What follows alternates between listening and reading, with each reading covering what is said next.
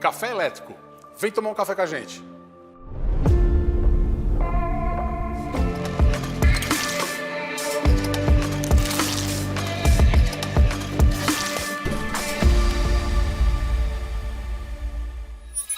Olá pessoal, bem-vindos à segunda temporada do Café Elétrico da ABB. Uma série de vídeos com os temas mais eletrizantes e energizantes do mundo da eletrificação, empreendedorismo e inovação. Você pode assistir a nossa websérie Café Elétrico no YouTube a qualquer momento e rever os episódios com os temas mais relevantes para você. Já vai no canal da ABB Eletrificação e deixe o seu like no vídeo, inclusive use o chat para deixar seus comentários ou pergunta para nós. Eu sou Marcel Serafim e hoje recebemos André Yuba, coordenador da ABB Eletrificação para os painéis de baixa tensão e atua diretamente nas ações da norma NBR-EC 61439. E o nosso convidado especial, Nuziante Graziano, diretor do Grupo Gini e recentemente escolhido como uma das 100 personalidades mais influentes da energia no Brasil, além de ser um especialista em projetos de painéis elétricos. Bem-vindo, Nuziante. Olá, Marcel, tudo bem? Yuba, tudo jóia? Tranquilo? Obrigado pelo convite, obrigado aí pelas palavras, pelo reconhecimento. Estamos aí, vamos ver o que a gente pode discutir junto aí, ver que contribuir com o pessoal. É um prazer. Yuba, bem-vindo novamente. Obrigado, Marcel. É um prazer tratar esse tema tão importante e relevante, juntamente com o Nuziante. É um prazer também discutir nesse alto nível. Yuba, Nuziante, muito obrigado pela presença. É um prazer de vocês, dois especialistas. Tive que dar uma estudada no tema aqui, pelo menos para fazer as perguntas certas.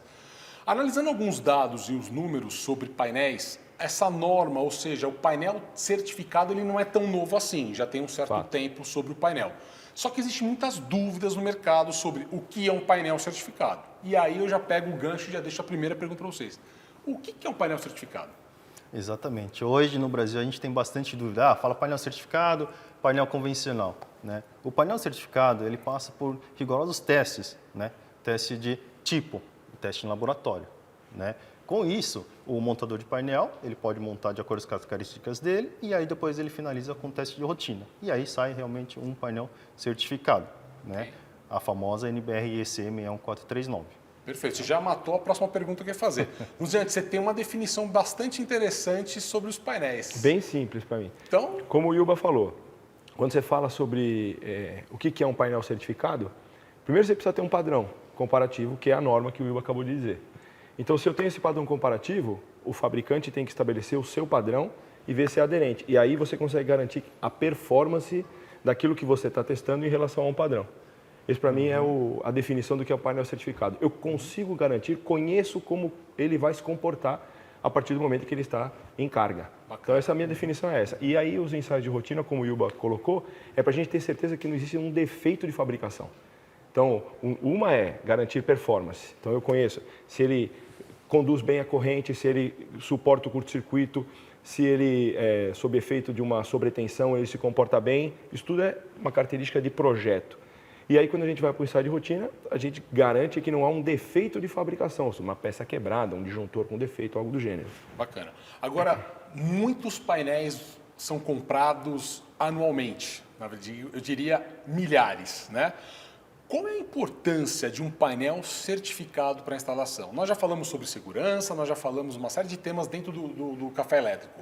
Qual é a real importância hoje de um painel certificado para isso? Então, Marcel, como eu já comentei aqui, sobre o loop cessante, quando há a parada na fábrica e aquele período que fica sem fabricar é o lucro cessante. E aí a seguradora vai verificar o quanto que despendeu daquele tempo para ressarcir, né? A seguradora, como a gente já comentou, ele vai olhar se o painel está certificado ou não. Tá, né? mas a importância do painel certificado seria só a questão econômica ou tem também a questão de segurança? Opa, com certeza. O que você enxerga sobre isso? Hoje nós já temos NR1 revisada e NR10 revisada está vindo aí, atualizada. Então, dizer que um equipamento, como o pessoal chama pelo mercado, um painel convencional. Painel convencional é o que eu não conheço performance. Se eu não conheço performance e eu comprar, industrializar, fabricar, entregar, instalar um equipamento que eu não conheço performance, NR1 e NR10 condenam isso. Por quê? Porque não está de acordo com a 61439. E essa norma, que não é uma lei, ela se torna obrigatória quando você lê a NR1 e a NR10 juntas. Porque eu estou dizendo, tem uma norma construtiva. Se eu não respeito a norma construtiva, eu estou em desacordo com a lei. Se alguém se acidentar, morrer, né, você vai sentar na frente do juiz para explicar por que é que você comprou, instalou, fabricou um painel que você não conhece performance. Então nós estamos com um problema aí já mais alinhado com o jurídico do que provavelmente de engenharia. Entendo. Exatamente, só complementando, né? A gente fala, NBRI EC 61439 não é obrigatório. Porém, uma norma regulatória é a NR10. A NR10, você é obrigado a seguir a NR10. E na NR10, ele fala que tem que seguir uma norma de painéis, que é a NBR. Exatamente. Uma pergunta é por quê? Essa é a minha interpretação também. Então, é dizer, falar, vamos comprar um painel, qual painel serve? Então, mas por que então nós temos tantos painéis sendo vendidos que não são certificados? Aí é uma dúvida de uma forma geral. O que acontece? É preço? É condição? Ou o pessoal não está se atentando que um custo um pouquinho menor hoje na compra de um equipamento certificado, testado, habilitado, pode gerar benefícios no futuro? Ou os que não foram testados, certificados, pode gerar uma enorme dor de cabeça no futuro? Qual é o grande gargalo? Claro. A minha opinião é assim, que o painel, entre aspas aí, convencional ou feito por uma empresa ou gente não qualificada, custa mais barato, é fato. Agora, quando você compra um equipamento, que o disjuntor que vai lá dentro é praticamente o mesmo, exceto se o cara não souber dimensionar o disjuntor. Mas, São outros detalhes. ou comprar um disjuntor de segunda, terceira, quarta linha. Mas estivermos falando sempre de disjuntores de primeira linha. O cobre que vai lá dentro é o mesmo, a chapa que vai lá dentro é a mesma, que vai do lado de fora é a mesma. Mas tem conhecimento por trás. Então o conhecimento custa. E quanto mais bem elaborado é o painel, quanto mais caro, ou, entre aspas de novo, porque não é caro de preço, quanto mais complexo é o processo que esse painel está entregando energia para que esse processo aconteça. For sofisticado, evidente que o painel tem que ser mais caro, mas não é mais caro porque ele custa mais caro construtivamente, porque precisa ter conhecimento por trás. Tem, na verdade, uma série de análises, muitas coisas, estudos anteriormente da construção do painel. Por que é que você põe um barramento a 80 milímetros um do outro de fase? 80, 50, 100 milímetros. Bom, mas calcula o curto-circuito. Então, muda, a característica de funcionamento muda. E se você compra um painel ou compra as barras em uma caixa e põe os disjuntores e parafusa lá, será que a pessoa que está fazendo isso tem conhecimento? Analisou o esforço mecânico e O dinâmico? disjuntor é 50K, o barramento é infinito. Não, não é assim. Tem que suportar, tem o esforço dinâmico, tem um monte de coisas que alguém estudou muito e esse cara ganha um salário alto para fazer o painel direito. Exato, não é exato. só a construção do quadro. Conhece aquela piadinha do computador de $1 bilhão, né? O computador custava $1 bilhão, mas o cara para consertar custava $1 milhão. Aí o computador parou. Aí chamaram o cara lá, custa aí, arruma aí. $1 milhão para arrumar. Aí o cara entrou 5 minutos depois, saiu do computador e falou, pô, era esse parafusinho. Pô, você vai me cobrar $1 milhão por esse parafusinho? Ele falou, não, era para saber qual era. Exatamente. Então, Os milhões que tem ali. Exato. Então, dizer que um painel convencional aí, como o mercado chama, é mais barato? É óbvio que é. Óbvio que é. Mas você está comprando aquilo que você precisa, efetivamente? Aí é que eu acho que é o... Isso você também não contou a questão dos testes, né? O Exato. quanto que é Conhecimento custoso, tá por trás custoso de fazer o teste Pô. da 6439. E não só o teste, né? Na verdade, a análise dos testes. Porque você pode fazer o teste e o painel não passar. E né? você enganar o mercado dizendo, está aqui o teste. Exatamente. Mas está escrito na 100ª página que não passou. Exato, está numa linhazinha bem pequenininha, né? Agora, pegando um gancho exatamente do que vocês estão comentando, a análise dos painéis certificados, existe uma série de diferenças entre o convencional e o certificado. Quais são as principais diferenças hoje técnicas? Quando eu abro o painel, o que eu consigo ver de diferença entre um e outro? Nessa Essa é parte, assim, complexa. No geral, não precisa dar um... Vou falar um pouquinho da antiga norma, que foi até dezembro, a 60439, diferente da 61439. O que mudou? Né? Na 61439 deixou bem claro o que o montador de painéis pode fazer, o que ele não pode. Na 60 tinha aquela parte nebulosa, que era TTA e PTTA. Ok. Né? Então, ou seja... E que o idioma português ele é tão rico, mas nesse ponto ele nos traía. Porque dizer que um painel era parcialmente testado, o mercado fazia um testado pela metade. Mas E não achava que estava Mas testado. está errado, a interpretação estava errada. Mas essa aí já foi, não vamos perder tempo com isso. Exato, exato. Aí, mais ou menos, entra no mesmo convencional. É qualquer coisa que ele monta, não tem um padrão, não tem um rigor para ser seguido. Então, essa é a principal diferença. E agora, com a 61439, que a partir desse ano de 2022, ficou bem clara isso, bem dividido. O que você pode fazer e o que você não pode fazer.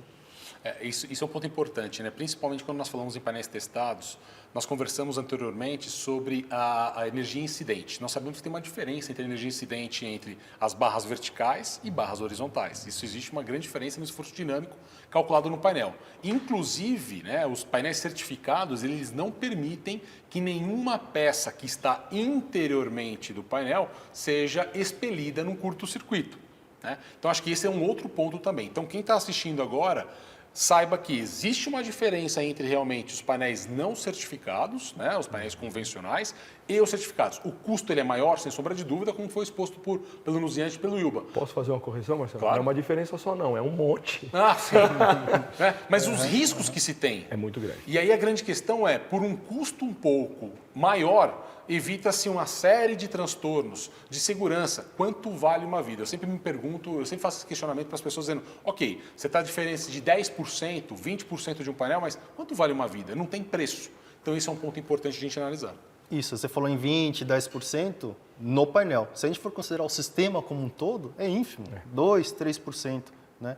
Então, eu acho que pro sistema vale muito a pena a gente ter um painel conforme a norma. Mas Agora, eu diria um pouquinho mais. Eu gosto sempre de fazer esse paralelo para que as pessoas entendam com mais facilidade. Né?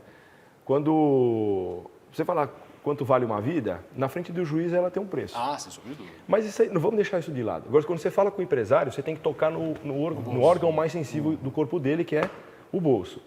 E se o processo parar? E se um curto-circuito destruir o painel? Né? Então, nem entramos na energia incidente ainda no assunto de proteção de pessoas. Nós vamos falar só do dano ao painel. Você tem um processo produtivo, teve um curto-circuito, o painel foi destruído.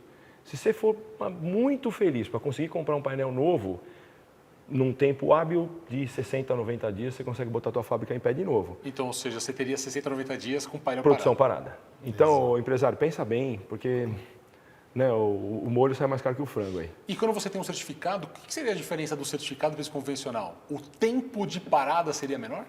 Seguramente, porque um defeito externo ao painel, o painel vai suportar. Então, se tiver um curto-circuito numa carga e tal, o efeito dinâmico, o barramento pode balançar lá e tal, enfim, mas ele continua paradinho. O disjuntor vai abrir, a instalação está protegida e o painel está íntegro. Se eu tiver um arco interno ao painel, medidas nós vamos tomar aí para mitigar, diminuir o tempo de atuação da proteção, enfim, diminuir a energia incidente, que já mata aí 2 coelhos com uma paulada só, mas eu vou ter um dano muito menor ao painel. Então, se houver algum tipo de dano, é limpeza. Quem que deu arco aqui dentro? Foi uma lagartixa, foi um disjuntor que entrou em curto, enfim, troca-se essa peça e segue a vida. Isso... Então, estão falando de horas. Então, ou seja, não deixamos de meses 60 a mais. 90 dias para passar por algumas horas em relação à mudança do painel e à volta do uso do equipamento. Agora tem um ponto importante. O painel certificado ele tem a questão das segregações. Eu acho que isso é uma outra zona nebulosa que as pessoas também não conhecem exatamente o que são essas segregações e para que elas servem. Aí eu deixo para vocês especialistas explicarem o que são essas segregações e por que existem essas segregações. Só para começar a explicar um pouquinho da segregação, então a segregação vai de 1 até 4B. Okay. Então 1 forma 1, ok. Forma 2, a gente pode ser separado em forma 2A, 2B, 3A, 3B, 4A, 4B. Tá? O que isso diferencia uma da outra? São as questões de segregações de barramento principal, de entrada, de saída. Né? Ou seja, quanto maior a segregação, menos chance você tem do operador ter contato com o barramento exposto. Então, ou seja, entra no que o Luziante comentou, você consegue acumular o curto-circuito, o arco ou o problema dentro de um pequeno compartimento, não danificando os demais. Seria basicamente isso? Basicamente isso. Então, por exemplo, a gente tem uma saída, um CCM. Tem vários disjuntores, várias gavetas no compartimentação 4B. Ok. Tá? Então, cada saída vai estar segregada uma das outras. Então, se acontecer, por exemplo, algum curto-circuito na saída de disjuntor X, ele vai ficar segregado lá. Lógico, dependendo do nível de curto. Né? Mas se espera-se que, sim, fique lá, trocando só aquela parte, repondo aquela parte que foi danificada. Veja, eu queria só colocar minha canequinha aqui, mas assim, existe painel certificado forma 1. Sim. Existe forma 2A, 2B. Então, a certificação ela é mais aderente ao nível de sofisticação que você imagina para a tua instalação do que dizer, só o 4B é certificado? Não. Nós temos para 7 tipos de segregação. Quando é que eu uso um 4B? Quando é que o A me atende? Então, essa diferenciação para passar aí do 2A, 2B, 3A, 3B, 4A, 4B, precisa ser bem entendida. Por quê? Porque quando você compara o preço de um 1A, de um 1 com um 4B, nós estamos falando em 2,5 vezes a 3 vezes o preço. Exatamente. Mas não é só porque tem mais chapa, para confinar o arco interno. Nós estamos falando de uma divisão, um monte de chapa lá, que dificulta a troca de calor. Se dificulta a troca de calor, eu tenho mais cobre para conduzir corrente. Então, uma coisa é consequência da outra, você acaba tendo que colocar mais cobre, mais isoladores e disjuntores maiores para poder garantir o funcionamento. Mas vamos voltar lá para trás de novo, como o Yuba colocou. Qual é a característica que eu preciso? Se a minha instalação, eu vou fazer manutenção, operação, enfim, algum tipo de reparo, com o painel energizado, justifica você ter um painel 4B. Porque eu tenho que confinar aquilo ali, tenho que garantir que o eletricista vai mexer naquele cabo e não tem acesso a uma parte viva Encostar vizinha. acidentalmente. Pois é. Agora, se a minha unidade, a minha produção é uma produção cujo processo permite que você desligue 2, 3, 4 horas para fazer manutenção e reaperto, para que você vai investir num painel que custa 3 vezes mais caro? Então, justifica você comprar um painel mais barato porque o teu processo permite. Então, eu faço sempre essa piadinha nas palestras Brasil afora. Nós vamos alimentar o quê? Uma aciaria, uma sucateira ou a UTI onde a minha mãe tá internada? Então, se é a UTI onde minha mãe está internada, não pode parar de jeito nenhum. Você põe a máxima proteção ali. Uma redundância, aí o cara vai fazer manutenção com ele ligado e tudo mais. Agora, se é uma sucateira, alguma coisa, uma reciclagem, eu posso parar num dia, num domingo, faço a parada e arrumo. Então, para que escolher bem o painel é aquilo. Não é eu posso pagar, é o quanto eu preciso investir. Né? Que tipo de performance eu vou precisar, eu escolho o equipamento correto. É uma análise do custo a ser gasto com a aplicação. O suco vale a espremida? Exatamente. E aí fica aquela questão do mistério. Então, pessoal, não tem essa questão, eu vou ter que comprar o 4B ou 3A ou 3B. Você vai comprar conforme a sua necessidade. Exato. Então, ou seja, você tem um detalhe que vale muito a pena analisar, que um painel certificado não é só o 4A ou 3A ou 3B. É isso aí. É o que eu falo muito esse ano. Esse ano de 2022, todo mundo pedindo a 61439 para aqui e para lá, porém não consegue especificar. Não sabe o que né? é. Não sabe o que é. Então, a 61439-0 ajuda aí o pessoal a especificar bem o painel, né, para o mercado. Agora, lendo um pouco mais sobre esse tema, para conversar com vocês novamente, eu me deparei com uma recomendação técnica, que é a TR61641, me corrija se eu estiver errado. Primeira pergunta, o que é essa recomendação? Com você. Então, a gente tem que diferenciar bem, né, Marcel? O que é a NR10, o que é a NBREC 61439 e o que é uma recomendação técnica 61641. Okay. Né? São coisas diferentes, tá? Que no final se juntam para formar o painel certificado. Tá? A 61641 ela não é obrigatória como uma NBR, tá? É uma recomendação técnica. O que ela fala? Fala em relação aos curto-circuito, o arco. Tá? De que garante que, com porta fechada, o painel não vá expelir qualquer parte integrante do painel, seja ela sinaleira, seja ela o vidro, se for de vidro, então ela fica totalmente intacta. Né? E normalmente os painéis, os gases quentes, né, que é devido ao ar quente do arco, ele tem que escapar para um lugar, normalmente é escapar Tem um pelo flap, teto. normalmente. Você fez uma ressalva muito importante, eu gosto sempre de falar isso. E a tua ressalva foi fundamental, com a porta fechada. Então a turma acha que um painel resistente ao arco interno, estou falando de baixa tensão, né? Que o painel resistente ao arco interno é um painel resistente ao arco interno. Se você abrir porta, se deixar parafuso desparafusado, tranca destrancada, enfim, que o painel suporta. E não é assim. O painel foi concebido para trabalhar com porta fechada, com todos os parafusos colocados e torqueados, não é apertado com a chave de fenda. No olhômetro. Não é. Então a coisa é muito séria. Quando falamos, inclusive, de energia incidente, como você tocou no assunto. É muito importante a gente entender, porque basta uma porta se deslocar, você mudou tudo. Então, se você presume que o painel resistente ao arco interno é uma medida de proteção, uma medida de engenharia, que coloca-se um profissional ali e que presume-se que não haverá energia incidente, e você tem uma porta que se afasta, nós mudamos a configuração. Então, ou seja, você faz todo aquele cálculo do uso da roupa especial, das proteções. E aí, na prática, a teoria é outra. Você esqueceu do parafuso torqueado de acabou. uma forma exata, como está na norma ou no manual do fabricante. Mudou tudo. Mudou tudo. Toda a concepção. Sem dúvida, sem dúvida. Agora, essa mistura, e eu tenho muita dificuldade de encontrar profissionais que consigam ler NR10, 61439 e o IEC Technical Report e que consigam fazer a relação das coisas harmonicamente. Então, eu acho que essa iniciativa aqui do Café Elétrico ela é fundamental e sensacional no sentido de disseminar conhecimento para o mercado e desmistificar a coisa. Sim, os três trabalham juntos. A norma de serviços elétricos, que é a NR10, a norma de construção do painel e a recomendação técnica de que, se houver necessidade do meu painel ser resistente ao arco interno, que se faça um ensaio de acordo com o Technical Report. Então, deixar bem divididinhas as coisas. Você tocou num assunto bastante importante, que é mão de obra qualificada. Acho que isso é um grande problema e estamos passando por uma fase bastante difícil. Como treinar ou como dar conhecimento às pessoas sobre a certificação dos painéis? Veja, o Yuba fez um comentário aqui e que eu corroboro. Hoje, todo mundo está pedindo a 61439, mas o cara não sabe o que quer. Então, se o cara que especifica não sabe o que quer, você imagina o que vai instalar.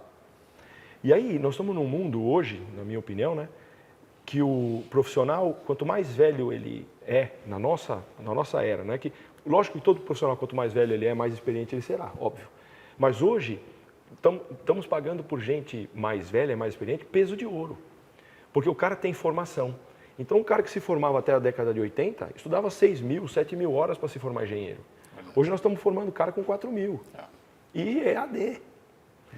Então, se esse cara que vai especificar e é ele que vai treinar o cara que vai operar o painel, nós estamos indo para um caminho absolutamente o contrário que nós deveríamos ir. Então, já respondendo a sua pergunta, que eu estou muito preocupado com a formação do profissional de nível superior. Imagino de baixo. Então, ou seja, a ideia seria treinar a base e também graduação. Todo mundo. Nós temos que estudar mais. Pô, a Coreia, o Japão, a China, os caras estudam 8 horas por dia, 9 horas por dia, nós estamos indo para 4 horas. E outra coisa, né? Fazer desenvolvimento de suportes, de trabalhos científicos, né? Hoje no Brasil, nós não temos essa questão da particularidade de desenvolvimento de artigos técnicos e científicos. Ficamos muito limitados, grande parte, para a parte externa.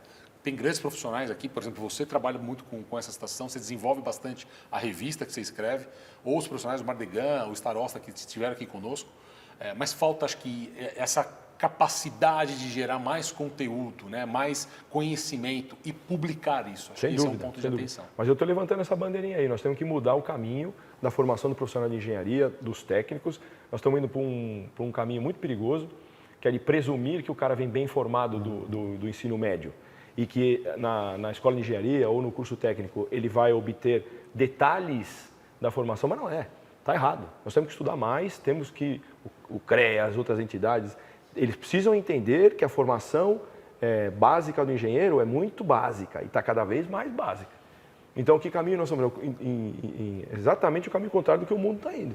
E tem um ponto adicional, né? Hoje as universidades usam muito a questão da graduação, mas ela é muito matemática. Nós não temos aquele estudo mais detalhado técnico.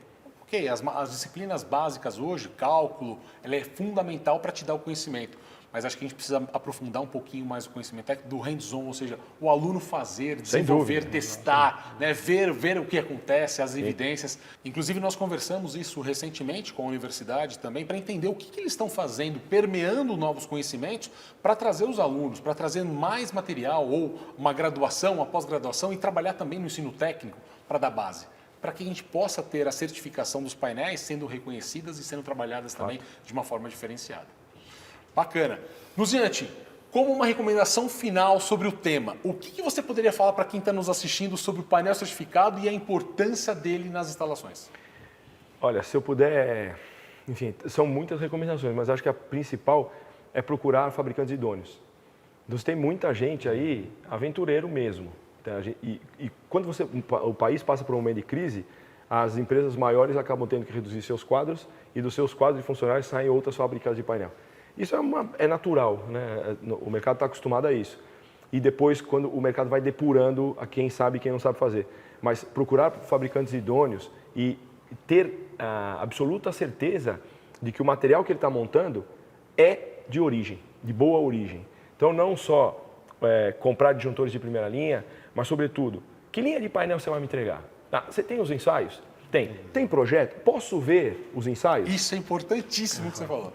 Mas o pior é, muita gente, é como você ler em hebraico, né? Você abre lá um livro em hebraico, é maravilhoso, mas você não consegue ler. O que é isso? O cara lê o ensaio de curto-circuito, não consegue nem entender. O ensaio de elevação de temperatura pela 6149 tem 300 páginas. Custa R$500 mil para fazer um bom painel. Então, com esse orçamento atualizado. É uma fortuna. Então, e vai sair um relatório desse tamanho. Então, para que serve um ensaio de impulso? Qualquer ensaio serve. Não, você tem ensaio de curto-circuito? Tem. Então, tá bom, teu painel é bom. Então, mas não é só isso, é muito longe de ser isso. Exatamente. Então, a minha recomendação é procure fabricantes idôneos, tem muita gente boa, muita gente, tem muitos fabricantes muito bons. E ter certeza que a linha que você está comprando é aquilo que o cara vai te entregar. Então, alguém te vende um negócio, tem uma proposta técnica, aquilo é um documento, de acordo com a norma de construção, que é a 61490, né? Que é a recomendação de compra, está lá. O documento, que é o teu documento de compra, é a proposta. Ali tem que ter tudo, inclusive tudo. Tem o que ter detalhamento tudo. dele. O preço é um detalhe, Sim. Ali tem que ter tudo. E aí é que começa a briga, porque o cara te vende um negócio, te apresenta um projeto de um outro negócio e te entrega outra coisa. Então ele te entrega lá, faz um projeto, diz que vai te entregar barramento com isoladores a 350 milímetros entre suportes, aí quando você vai na fábrica está 1 metro cada um. Lógico que vai ser mais barato, é lógico, só que ele também não vai atender. Então a minha recomendação é procure fabricantes idôneos e leia, estude todas essas normas, mas estude muito, tem muito material muito bom, inclusive esse que nós estamos gerando aqui é um deles. Então, de orientação, mas estude, porque material e conhecimento tem muito disponível no mercado, basta querer. Bacana, gente. Yuba, alguma recomendação final para quem nos assiste sobre os painéis certificados? Eu sigo a mesma linha do anunciante, exatamente a mesma linha.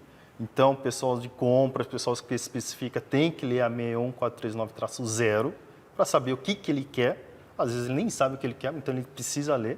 Tá? E questão de painel certificado é a 61439. Se o painel está dentro, ele está comprando qualidade, está comprando garantia, tá? Seguindo a norma. E não é nada de outro mundo, ele está fazendo o mínimo, que é seguir a norma. Perfeito. E são pontos importantes. Leiam, vão atrás da informação, consulte especialista, temos 2 aqui. Façam perguntas, analise, peça ajuda, porque baseado nisso a gente consegue melhorar a qualidade de proteção e segurança dos nossos equipamentos industriais e nossos painéis também. Sem dúvida.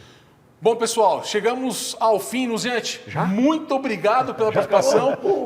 Eu ficaria mais algumas horas falando sobre o painel elétrico aqui, sobre as certificações. Muito obrigado pela presença. Foi fantástico a participação. Espero que tenha gostado.